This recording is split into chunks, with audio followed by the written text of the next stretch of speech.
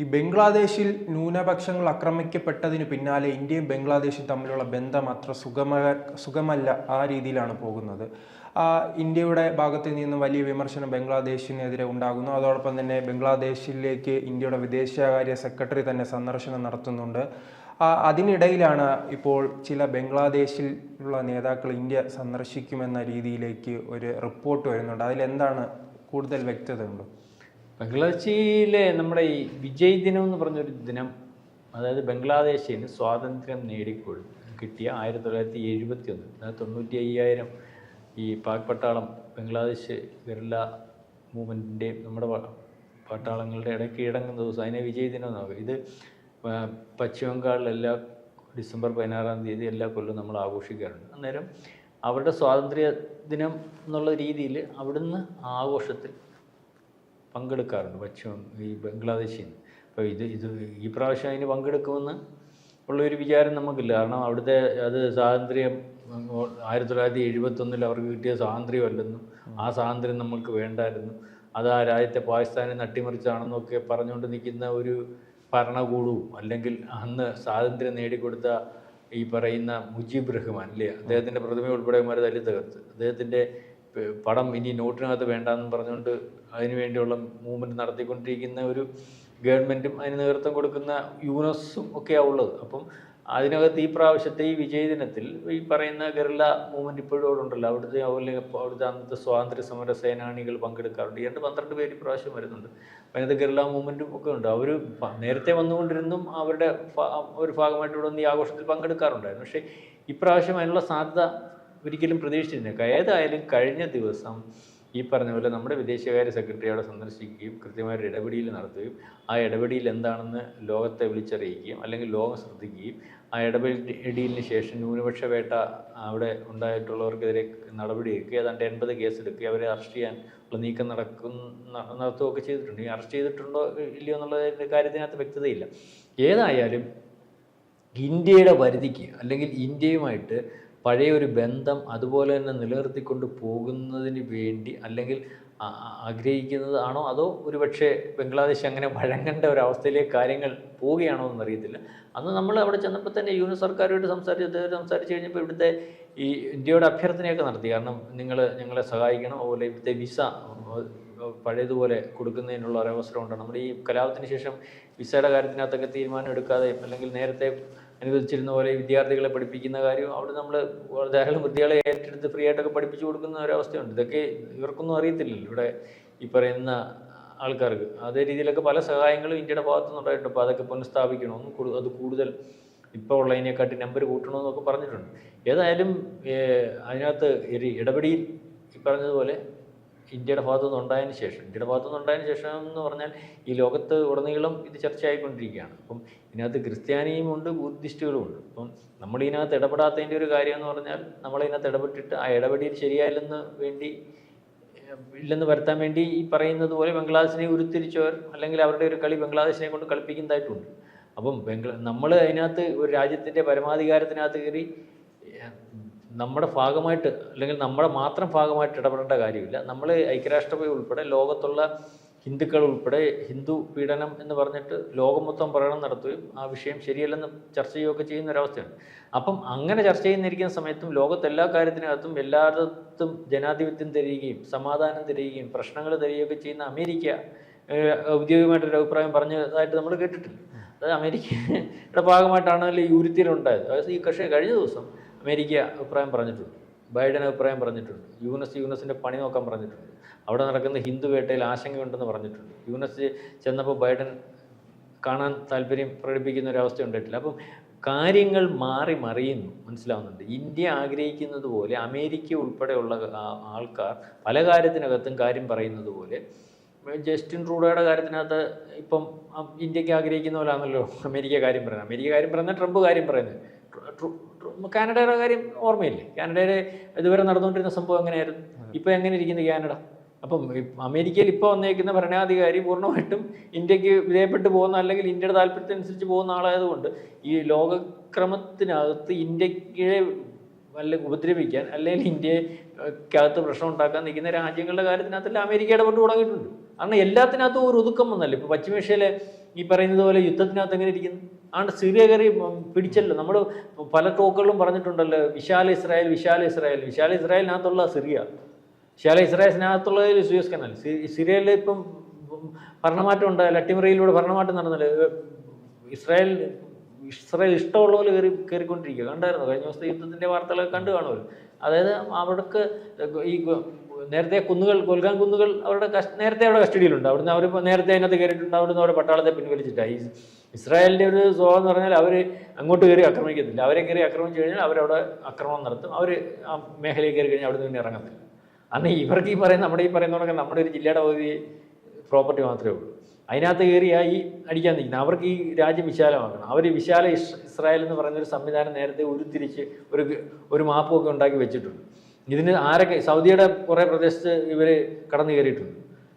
ഈജിപ്തിൻ്റെ പണ്ട് ആ പ്രദേശം കടന്നു കയറി. അവിടെ ആധിപത്യം ഇല്ലെങ്കിൽ അവരുടെ ആധിപത്യത്തിൽ തന്നെ ഇപ്പം തന്നെ ഈ ഹിസ്ബുള്ളയൊക്കെ ആക്രമിച്ച് ലെവലിനകത്ത് അവർ അവരുടെ പണ്ട് അവിടുന്ന് മാറ്റി താമസിപ്പിക്കേണ്ടുന്ന ആൾക്കാർക്ക് വേണ്ടി അവിടെ പ്രദേശം കണ്ടെത്തി കഴിഞ്ഞു.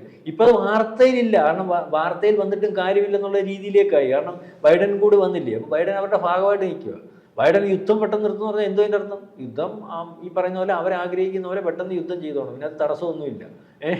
ആരും ഇതിനകത്ത് പഴയതുപോലെ ഇടപെടാൻ പറ്റത്തില്ല. UN വരത്തില്ല, അമേരിക്കൻ വരത്തില്ല, ആരും വരത്തില്ല. എളുപ്പം തീർത്തോണമെന്ന് അതിൻ്റെ അർത്ഥം. നമ്മൾ യുദ്ധം നിർത്തുമെന്ന് പറഞ്ഞാൽ എന്തോ നമ്മൾ ചെയ്യുന്നതെന്ന് പറയാം, വടി വെച്ചിട്ട് അവരങ്ങ് പോവുന്ന അതല്ല. ഇപ്പം സിറിയ കയറി പിടിച്ചിട്ട് ആ സിറിയെ അവർ നിൽക്കുന്ന നേരത്തെ ഉള്ളതിനെക്കാട്ടി ഇരട്ടി പ്രദേശം പിടിച്ചോണ്ടിരിക്കുക. കാരണം ഒന്നാമത് ഇവിടെ അസ്ഥിരമാണ്. ആരെ ഇതൊക്കെ അസ്ഥിരമാക്കുന്നേ?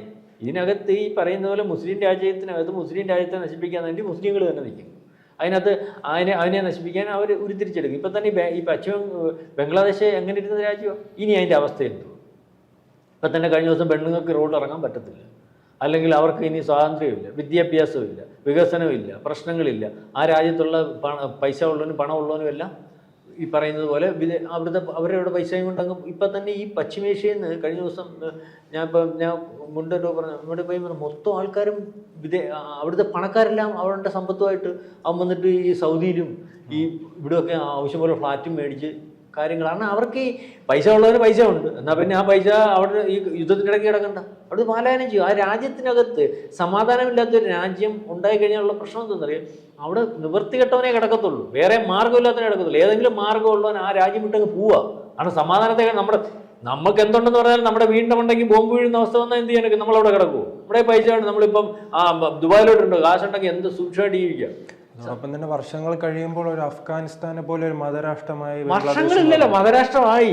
അവിടെ ഇപ്പം നിർബന്ധം മതപരിവർത്തനം നടന്നുകൊണ്ടിരിക്കുക. അല്ലെങ്കിൽ ബിസിനസ് മൊത്തം നശിച്ചു, വ്യവസായികൾ മൊത്തം, തുണി വ്യവസായക്കാരൻ ഏറ്റവും ആ വ്യവസായം അന്നോടുകൂടി നശിച്ചു. ആ വ്യവസായം മൊത്തം നമ്മളിലേക്ക് ഓട്ടോമാറ്റിക്കലി വന്നു. എല്ലാം നിന്നു.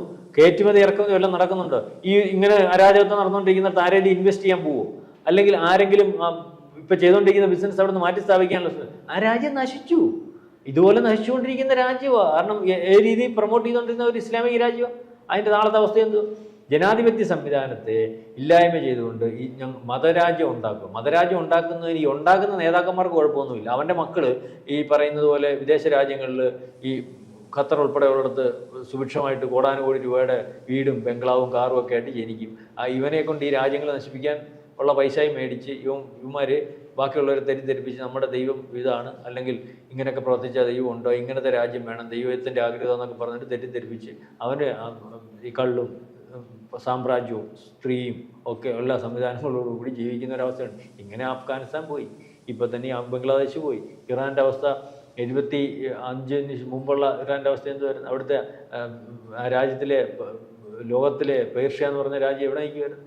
ഇറാൻ. മനസ്സിലായി? അപ്പോൾ ഇപ്പോൾ എങ്ങനെ നിൽക്കുന്നു? അപ്പോൾ ആ പെണ്ണുങ്ങൾക്ക് വെളിയിൽ ഇറങ്ങാൻ പറ്റുമോ? സ്വാതന്ത്ര്യം ഉണ്ടോ? വിദ്യാഭ്യാസം ഉണ്ടോ? എന്തോ പശുവിനുള്ള അംഗീകാരം, നമ്മളൊരു വീട്ടിലൊരു പശുവിനെ വളർത്തുമെങ്കിൽ അതിന് കിട്ടുന്ന ഒരു അംഗീകാരം, അതിന് ഒരു അംഗീകാരം ഒരു സ്ത്രീക്ക് അവിടെ ലഭിക്കുന്നു. അപ്പോൾ ഇതേ രീതിയിൽ കാര്യങ്ങൾ നീക്കിക്കൊണ്ടുപോകും. അപ്പോൾ ഈ ബംഗ്ലാദേശിൻ്റെ അവസ്ഥയെന്ന് പറഞ്ഞാൽ ബംഗ്ലാദേശിലെ ഇപ്പം ബംഗ്ലാദേശിന് മനസ്സിലായി, ബംഗ്ലാദേശിനെ സഹായിക്കുന്ന വ്യാജേന നിന്നിട്ടുള്ള ആൾക്കാരെ മൊത്തവും അല്ലെങ്കിൽ രാജ്യങ്ങൾ മൊത്തം ബംഗ്ലാദേശിൽ നിന്ന് പിൻവലിയുന്ന ഒരവസ്ഥ വന്നു. കാരണം നേരത്തെ തന്നെ ഇറാനിലെല്ലാം ഈ പെൺകുട്ടികളും സ്ത്രീകളെല്ലാം പൊതുനിരത്തിൽ ഇറങ്ങി സമരം ചെയ്യുന്ന ഒരു സാഹചര്യം ഉണ്ടായിരുന്നു. അങ്ങനെ ഒരു സാഹചര്യം എന്തുകൊണ്ട് ബംഗ്ലാദേശിൽ ഉണ്ടാകുന്നില്ല? അവിടെ ഉള്ളവർ ബംഗ്ലാദേശിൽ ഉണ്ടാകുന്നില്ല. അല്ലെങ്കിൽ ഈ പറയുന്ന ഒരു സാധനത്തെ നമ്മൾ ഒരു വട്ടം മർദ്ദിച്ചാൽ അതിനകത്ത് റിപ്ലൈ വരണമെന്നില്ല. മനസ്സിലാകുന്നില്ലേ? ആ രീതിയിലേക്ക് കാര്യങ്ങൾ ഉരുത്തിരിഞ്ഞത് കൊണ്ടാണല്ലോ ന്യൂനപക്ഷങ്ങൾ അവിടെ ഇറങ്ങാൻ സാധ്യത. അതുകൊണ്ടാണല്ലോ ഇസ്കോൺ സന്യാസിമാരെ അറസ്റ്റ് ചെയ്യേണ്ട ഒരവസ്ഥ വന്നത്.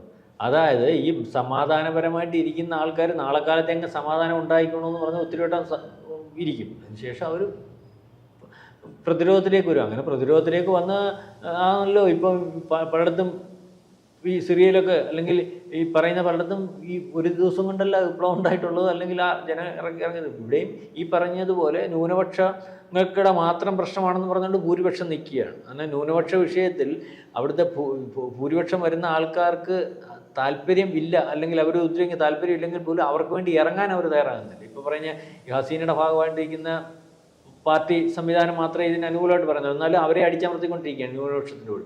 ഒരുപക്ഷെ നാളെ കാലത്ത് ഈ പറയുന്ന ഈ ന്യൂനപക്ഷത്തിൻ്റെ കൂടെ ഷേഖ് ഹസീന തിരിച്ചു വരാനുള്ള സാധ്യത വളരെ കൂടുതലാണ്. ഷേഖ് ഹസീനയുടെ അറിയാം, ഷേഖ് ഹസീന 1971 ശേഷം ആ സ്വാതന്ത്ര്യത്തിന് ശേഷം പിടിച്ചെടുത്ത ആദ്യത്തെ ഷേഖ് ഹസീനയുടെ അച്ഛനെ 75 അവിടെ കൊന്നതാണ്. അതിനുശേഷം അവിടെ പിടിച്ചടക്കിയതാണ്. അതിനുശേഷം ഷേഖ് ഹസീന എന്ന് വെളിയിലായതുകൊണ്ട് അവരുടെ കുടുംബത്തിലെ 40 പേരെ അന്ന് കൊന്നതാണ്. വളരെ ദാരുണമായിട്ടുള്ള സംഭവം. അവർ വെളിയിലായതുകൊണ്ട് മാത്രം, പഠിക്കാൻ വെളിയിൽ പോയതുകൊണ്ട് അവർ രക്ഷപ്പെട്ടെ.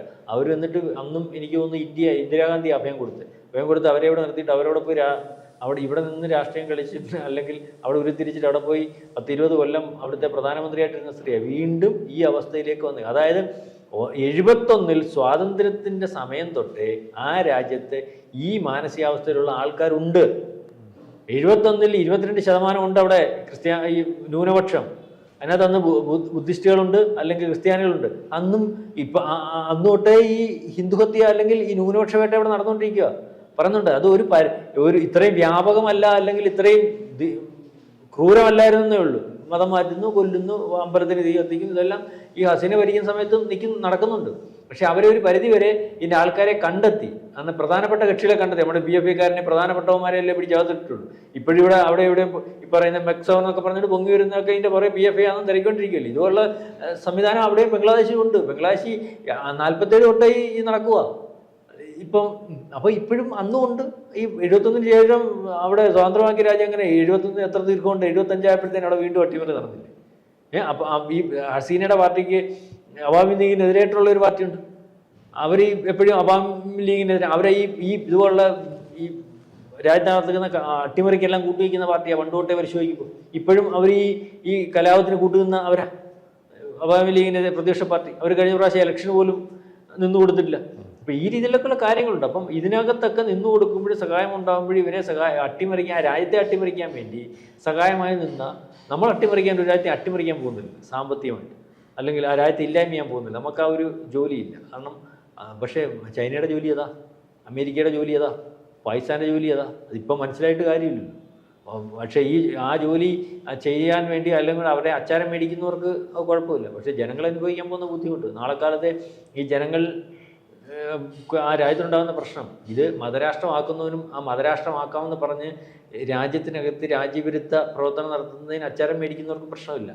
പക്ഷേ ഇത് മനസ്സിലാവാതെ പോകുന്ന ജനതയുണ്ട്, അല്ലെങ്കിൽ മനസ്സിലായിട്ടും പ്രതികരിക്കാൻ പറ്റാത്ത ആ കരുത്തുണ്ടോ എന്ന് സ്വയം വിലയിരുത്തപ്പെടാത്ത ജനങ്ങളുണ്ട്. അപ്പം ഇത് കരുത്താർജി വരുന്നൊരു സമയമുണ്ടാവും, അല്ലെങ്കിൽ മാറ്റം ഉണ്ടാവും. എന്തുമായാലും ബൈഡന് ശേഷം ഈ ബംഗ്ലാദേശിൽ കാര്യത്തിനകത്ത് ഇടപെടലുണ്ടാവാൻ വേണ്ടി ഇന്ത്യ അതിനകത്ത് ഇടപെടുത്തും, അല്ലെങ്കിൽ ഇന്ത്യ അതിനകത്ത് ഈ പ്രശ്നങ്ങൾ രഹസ്യാന്വേഷണ വിഭാഗം അതിനകത്ത് കയറി ഈ പറയുന്ന എത്ര ഒതുക്കാൻ ശ്രമിച്ചാലും പ്രശ്നങ്ങൾ ഉരുത്തിരിക്കുമ്പം അമേരിക്ക ഇടപെടുമ്പോൾ അതിനകത്ത് ഇന്ത്യക്ക് ഇടപെടേണ്ട ഒരു അവസ്ഥയിലേക്ക് വരും.